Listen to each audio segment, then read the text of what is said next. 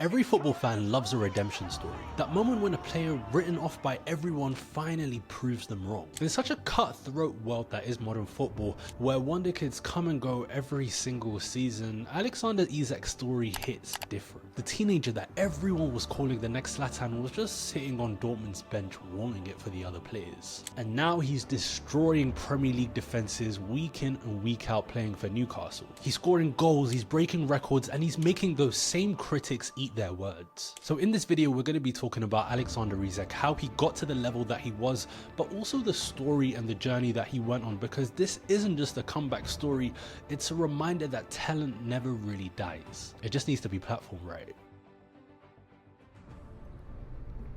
Let's throw it back to maybe 2015, where Alexander Isak starts to make his name in Stockholm. Everyone really knew he had something, everyone really knew that the talent was actually there. He was born to Eritrean parents, and everyone kind of thought that this player was going to be the player that elevates Sweden to the next level. And the special thing about Alexander Isak is that everyone knew him, not just because of his height, but that also helped. It was the way he moved, it was the way he glided across the pitch, he was so elegant. We're talking about a 6'4", maybe 193 centimeter striker playing like he was 5'9", because at 16 he was already dominating the Swedish league. In his first professional season he ended up scoring 10 goals in 24 games for AIK, and from there all of Europe's big clubs were starting to circle around Alexander Isak. Real Madrid, Barcelona, Chelsea, they all wanted a piece of it, and all of the scouts, all of the heads of departments, all of the big boys saw Alexander Isak for what he could be, a generational talent who combined the wiry frame of someone that's East African,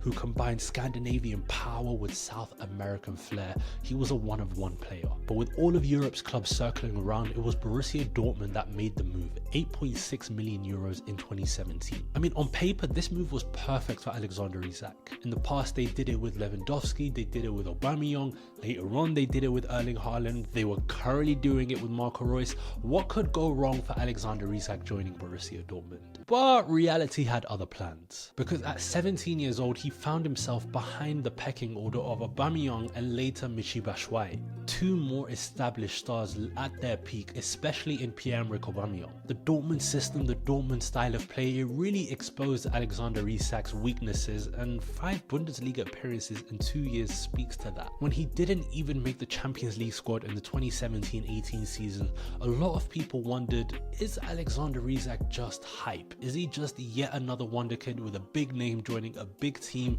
but very little to show for it? Later on in an interview, Alexander Isak described his time at Dortmund as being tough. He went on to say that he needed patience and wait for the right opportunity, and just that opportunity came for him, because it came in the most unlikely place for Willem II. Dutch team in the Eredivisie, it was a chance for Alexander Isak to make his name once more, away from the pressure, away from the expectations, and now was go time. And there Isak found his groove. 14 goals in 18 games reminded everyone why this player was so special, and it started to put Europe's teams on notice. And the team that took a chance on the wonder kid was Real Sociedad. In the 2019 summer transfer window, they signed Isak for 10 million euros, and it was clear right from the start that these two entities matched. In Spain, Isak found a style of football that suited his technical abilities. He was free from the rigid tactical demands that he saw in Germany. In Spain, it was his chance to play and play freely. But to be fair, this wasn't just about freedom, it was about finding a system that actually platformed and elevated Isak to the next level. La Real's manager Imanol found a way to platform Alexander Isak that no other manager did so far in his career, and no other team at the level did so far in his career. Because Dortmund, in their philosophy, in their system, they tried to have a number 9, a fixed focal point number 9, but Imanol did not see football like that. He built a system around Isak's strengths. Alexander Isak learned the art of movement. It was the way he was able to combine with his front line, with Oyarzabal, with Odegaard, with David Silva.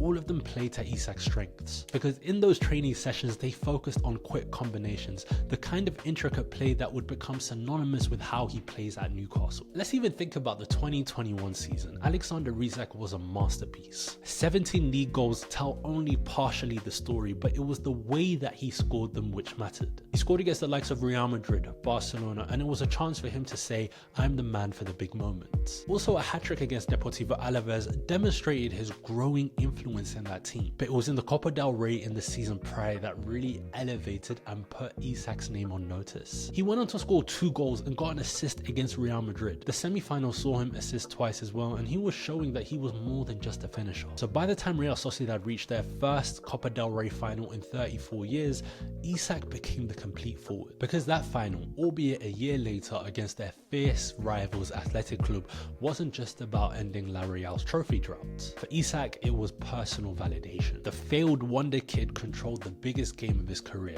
His movement pulled the Bilbao defense apart, and his link-up play created chances for others. When the final whistle blew on a 1-0 victory for La Real, the transformation was complete. When describing his time in La Liga and his elevation, he went on to say that it's not just about where you are, it's about where you can be. Every movement has a purpose, and every touch sets you up for the next one. Because here's the thing, Spanish football really redefined his game. The technical demands of La Liga improved his first touch. The tactical sophistication elevated his decision making. Even his physicality evolved. He learned to use all 6'4" of his frame with finesse rather than brute force. So by the time Premier League clubs came calling, Isak wasn't just a striker with potential anymore. Newcastle made the move. In what was a really big transfer at the time in £60 million, the transfer may have been steep to some, but Newcastle weren't just buying goals, they were investing in a player who learned football as an art.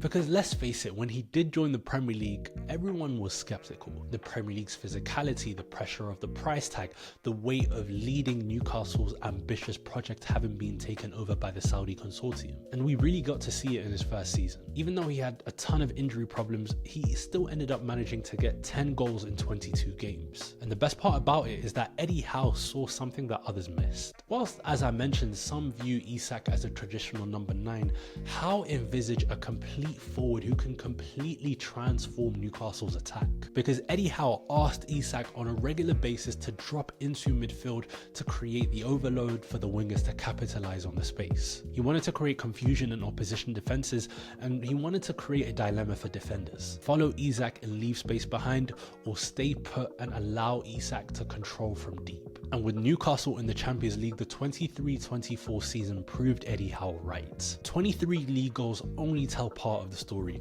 When we look at Isak's, his movement, his patterns, they became more sophisticated. He would start wide, drift inside, then explode into the space. And even his partnership with Anthony Gordon evolved into one of the most dangerous, formidable 1-2 punches in the Premier League that probably we've seen for the last 10-15 years. Anthony Gordon's ability to directly exploit space paired perfectly with Isak's ability to hold up play and link with others. And not to mention Jacob Murphy's ability to go inside as well, but also provide a bounce pass opportunity to link up with Isak as well. Jacob Murphy was a super underrated part of that attack. And this season we're seeing Isak develop to the highest level, because the numbers from this season so far paint a picture of complete forward play. At the time of recording, he's picked up 17 goals and 5 assists, and they already tell a part of the story. But when you dig deeper, you find something even more remarkable. A conversion rate of 25%, which is elite. And also 7 goals from inside of the box, which kind of showcases predatory instinct. Even when you look at his shots and the placement of his shots, you look at a complete forward. Left foot, right foot, headers, top corner, bottom corner, whatever you want. And the best part about Isak is that he's not just finishing chances, he's creating them too. Because he's averaging 2.3 key passes per game as well. This is a player who's probably one of the best strikers in the world, if not the best at the moment. So when you look now at Isak and the prices being mentioned for him, it's hard to remember the teenager who can barely get a game at Borussia Dortmund. But that's the beauty of his story. It reminds us that sometimes the longest way around is the shortest way home. He went from being a failed wonder kid to a world-class striker. And for me, it showcases that Alexander Isak's redemption is complete. And do you guys want to know the even scarier part? He's just getting started.